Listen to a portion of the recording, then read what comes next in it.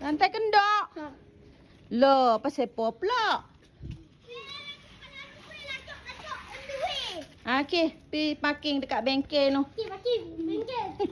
Original. Pasal apa kendok? Dah, puyung. Tu, okey je. Okey, tapi tu jalan. Kendok.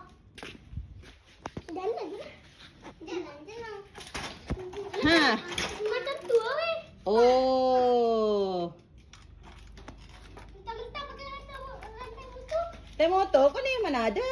Wah, rantai motor. Nah, pusing. Tapi tu rantai motor ni. Pusing tu, pusing pedal. Ni depan ni, kayuh. Ni. Try. Tak kuat lagi. Ha, tu, dia kendok. Tak boleh dah. Jadi macam tu. Okeylah, si buat.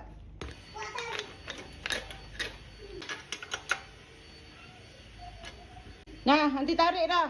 Try. Try tengok.